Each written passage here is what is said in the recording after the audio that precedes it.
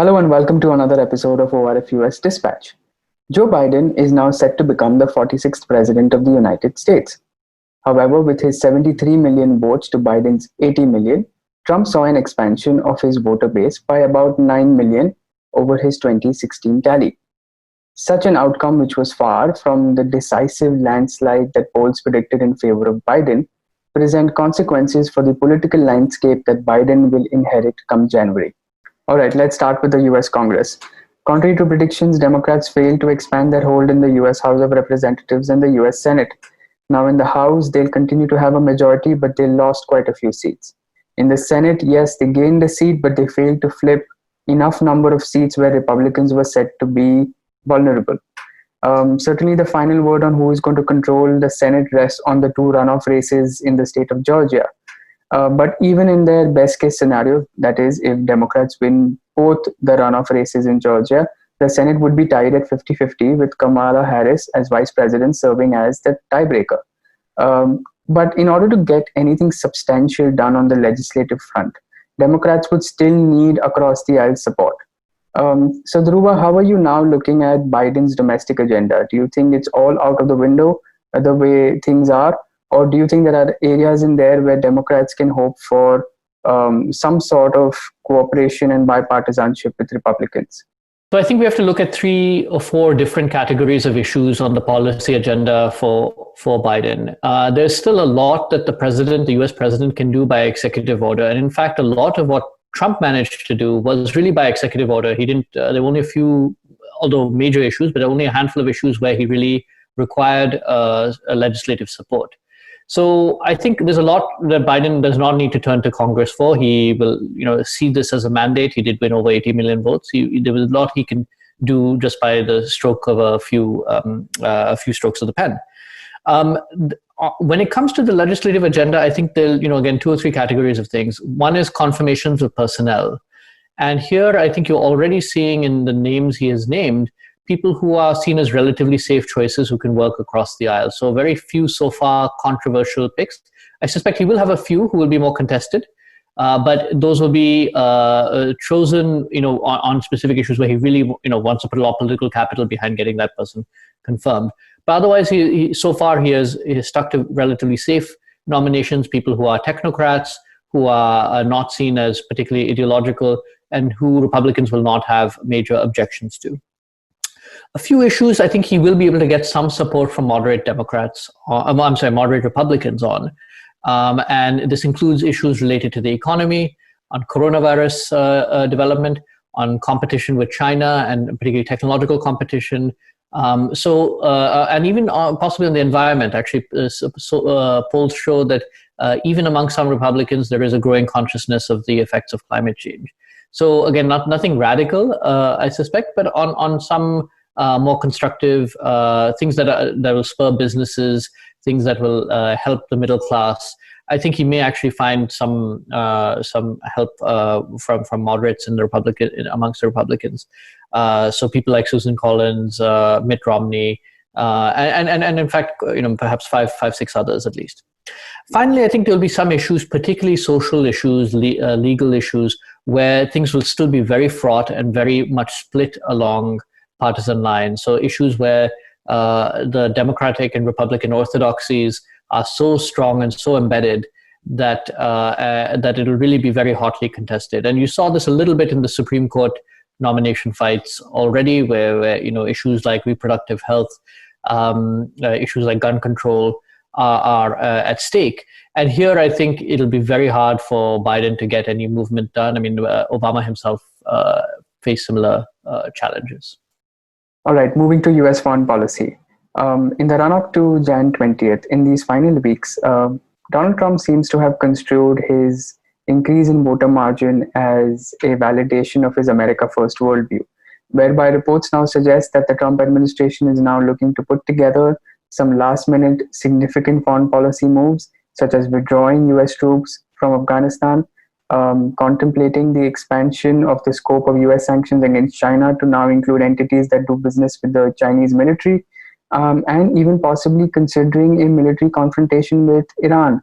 Now, some see these actions as Trump trying to lay ground for his 2024 run for the US presidency.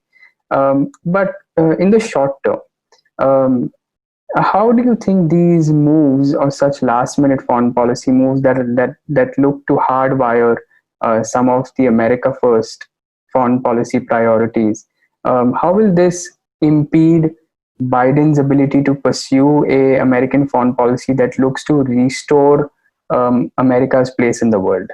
I think a lot of things will be reasonably easy to do. I think, clearly from his first few phone calls, it's clear that Biden wants to reassure allies, have an alliance first foreign policy, but he brings people on other countries on board on major global issues. So, reaching out again to Canada, to the Europeans, including NATO allies, to Japan, South Korea, Australia. And I think that is only natural. That's a very sort of traditional approach. I think there will be outreach to partners such as India, and I think India will play a key role. And certainly in the list of, if you look at the priorities of countries he has reached out to, India after the allies was really near the top of the list.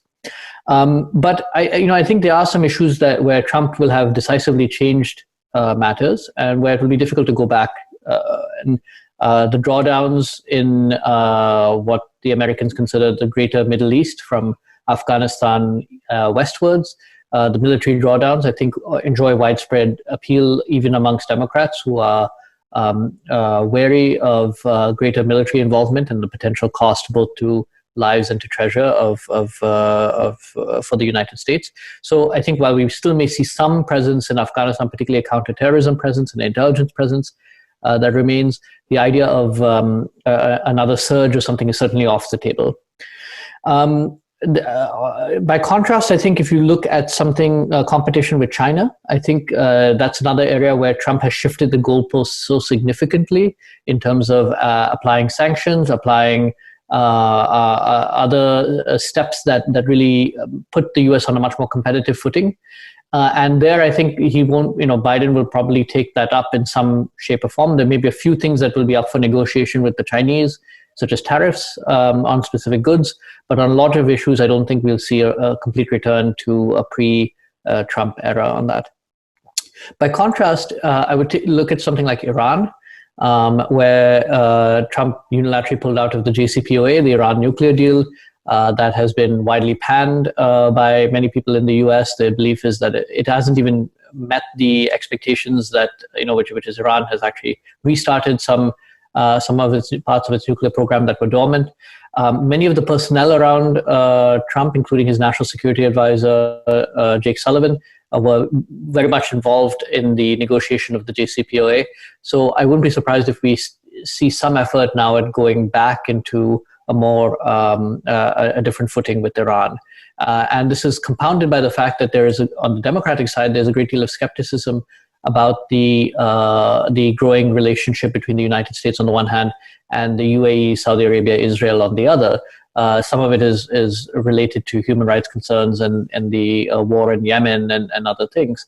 But for a combination of those reasons, I think we may see a slight rebalancing of U.S. Middle East policy in the context of the Iranian competition with the other players.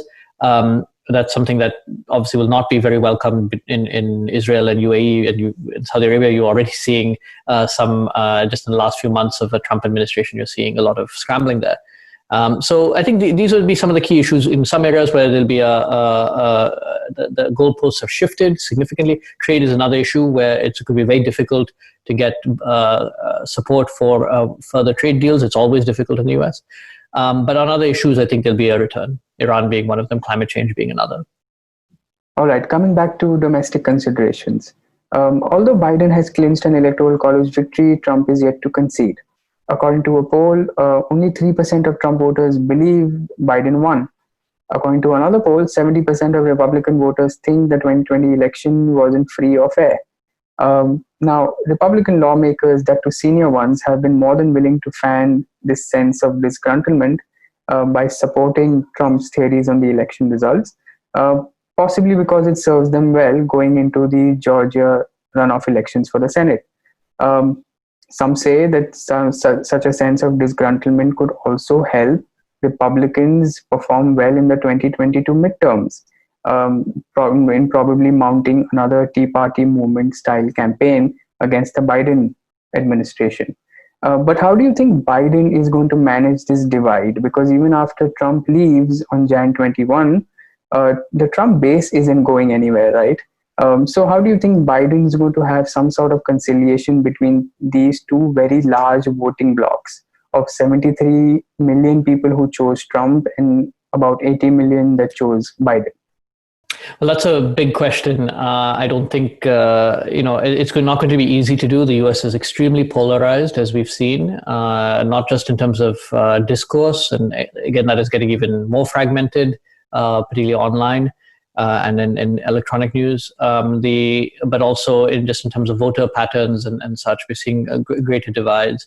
Again, Obama campaigned on this theme of unity in 2008. He had these very sort of lofty ideas of bringing people together, and found that the Republicans responded to it by stalling on most major issues.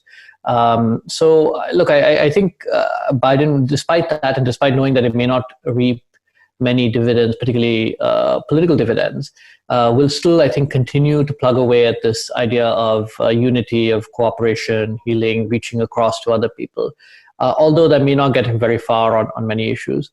For the Republicans, I think Trump seems to have calculated that this sense of grievance that he is promoting will need to be tapped into for future, whether it's for his own personal ambitions going forward, either as a candidate in 2024 or as a kingmaker in 2024. But it may also lead to, you see Republicans going along with that because they need that galvanization in January for the runoff elections in Georgia and also for the midterm elections in 2022. So for a variety of reasons, I think we see Biden making an attempt and continue making an attempt, even though he may not be able to reach across to the same extent. All right, that's all for this episode. Until next time, take care and stay safe.